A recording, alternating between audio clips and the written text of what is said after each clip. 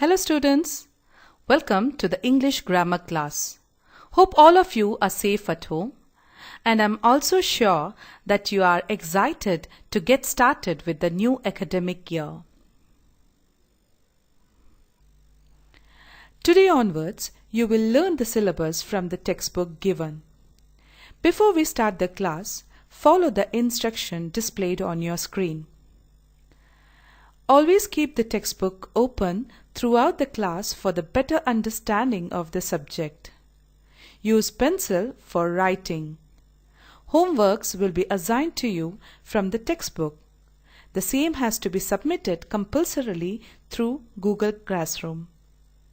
So let's have a glance of the syllabus that will be covered in this academic year. Nouns, verbs, non-finites, present tense, past tense, future tense, modals, pronouns, adjectives, determiners, adverbs, prepositions, conjunctions, punctuations, phrases, clauses, the sentence, sentences, simple, compound and complex, direct and indirect speech, active and passive voice, transformation of sentences, idioms, proverbs, comprehensions, composition. Totally, we have 25 chapters. So let us begin the class with the very first chapter, nouns. I think you are very much acquainted with the term nouns, as you have already studied this in your previous classes. So let's revise once more. Nouns are naming words. They are the names of persons, places, animals, things, feelings, thoughts. In fact, anything that can be named is called a noun. Nouns are of different types. They are common nouns, proper nouns, collective nouns, and abstract nouns. Common nouns. Common nouns are the words used to name a common class of things or people. They are general names. They are not capitalized. For example, teacher, tree, book. Proper nouns are special names given to people, places, pets, brands, rivers, seas, etc. Proper nouns always begins with the capital letter. Collective nouns. Collective nouns represent group of people, animals or things spoken of as whole. For example, team, bouquet, class, etc. Abstract noun. Abstract noun denotes a quality, action or state. They refer to idea that we cannot see or touch. Abstract nouns can be formed from adjectives, verbs and common nouns. For example, childhood, theft, anger, etc. Nouns can also be countable or uncountable. Countable nouns can be counted in numbers. For example, 5 people, 2 monkeys, 12 doors. We can use them in singular and plural forms. We can use a or an with singular countable nouns. The determiner words like plenty of, some, many, lots of, or a few are used with plural countable nouns. Most of the common and collective nouns are countable. Some abstract nouns can also be countable. Now let us understand about uncountable nouns. Uncountable nouns cannot be counted in numbers because they cannot be treated as separate objects. Uncountable nouns do not have plural forms. We add the determiner words like little, more before uncountable. Proper nouns are mostly uncountable because it is the name given to a particular person, place, animal or things. Abstract nouns like happiness, grief, loneliness are usually uncountable. Common nouns that name material like silver, gold, cement, etc. are uncountable. Now children, turn to page number 9. Here you will learn how to form abstract noun by adding different suffixes. Let's see how abstract noun can be formed from verbs.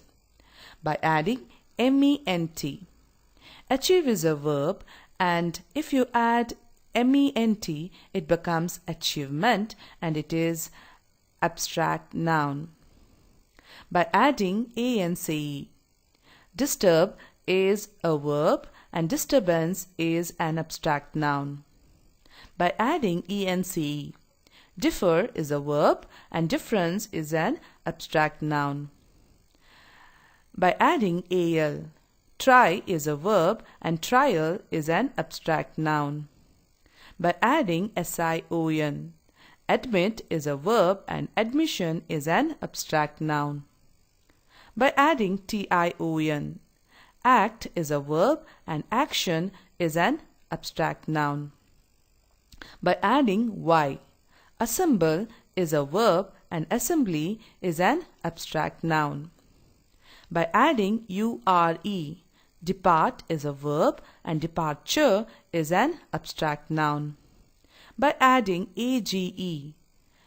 Carry is a verb and carriage is an abstract noun. By adding t or th. Complain is a verb and complaint is an abstract noun. Likewise, grow is a verb and growth is an abstract noun. Now let us understand how abstract noun can be formed from adjectives. By adding ness. Here, bitter is an adjective and bitterness is an abstract noun. By adding ity. Act, activity. By adding ance or ence. Ignore, ignorance. Reside, residence. By adding cy, ry and ty. Accurate, accuracy. Brave, bravery. Poor, poverty. Now let's see how abstract noun can be formed from nouns. By adding hood. Boy is a noun and boyhood is an abstract noun. By adding ship. Friend, friendship. By adding age. Bond, bondage. By adding cy. Agent, agency. Some words change totally when they are used as abstract nouns. Some of these words are do, deed, hot, heat, wide, width, see, sight, hear, hearing, feed, food, sit, seat, speak, speech, fly, flight, high, height, proud, pride, think, thought. So based on the explanation given to you, you have to solve all the exercises. So let's start from A main. Read the passage and underline the nouns. First of all, children, you have to read the passage carefully and understand the content in it. Later, you have to underline all the types of nouns that you come across while reading. So let's read the passage and then we will underline the nouns. Francis Macomber had been carried to his tent from the edge of the camp in a triumph on the arms and the shoulders of a team made up of the cook, the personal boys, the skinner and the porters. The gun-bearers had taken no part in the demonstration. When the native boys put him down at the door of his tent, he had shaken all their hands, received their congratulations, and then gone into the tent and sat on the bed until his wife came in. She did not speak to him when she came in, and he left the tent at once to wash his face and hands in the portable wash basin outside and go over to the dining tent to sit in a comfortable canvas chair in the breeze and the shade. Here is the answers, children. If you look at the given passage, The underlined words are all different types of nouns. Okay. So now you have to copy the answers in your textbook. Now let's move on to the next exercise, that is exercise C. Make abstract nouns for the following verbs by adding ment or tion. The first question is argue. Argue is a verb, and if you add ment to it, it becomes argument. The spelling of argument is argument. If you observe carefully, the letter E is omitted. This is because that the word argument does not fall under the rule. That means it is an exception to the rule. Second is impress. Abstract noun is impression. Third is express. Abstract noun is expression. Fourth is appoint. Abstract noun is appointment. Fifth is engage. Abstract noun is engagement. Sixth is agree. Abstract noun is agreement. Seventh is protect. Abstract noun is protection. Eighth is invent. Abstract noun is invention. Copy the answer in your textbook, children. Now let's move on to the next exercise, that is e-mean. Make abstract nouns from the following adjectives by adding th or ity.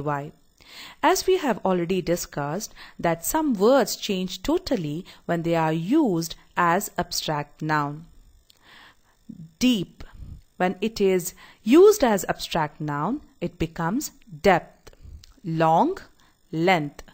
Equal, equality. Visible, visibility. Humble, humility. Special, speciality. True, truth. Wide, width. Copy the answer, children. Now let's solve the F-mean. Fill in the blanks with suitable abstract nouns from the help box.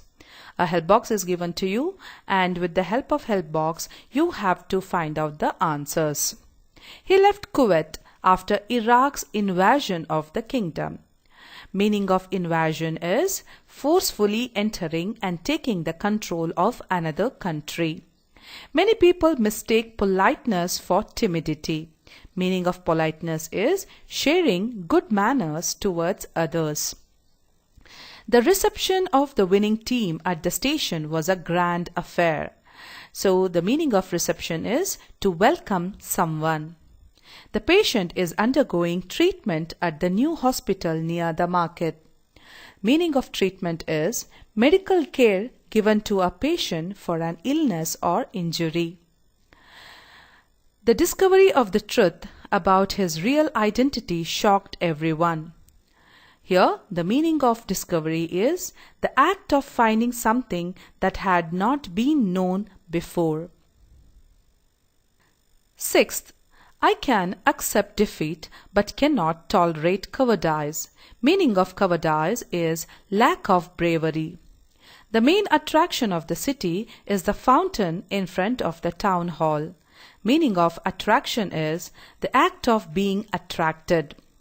If you are not filled with curiosity, you cannot discover anything. Meaning of curiosity is a strong desire to know something. The departure of the train is at 4 p.m. from New Delhi. Meaning of departure is going away.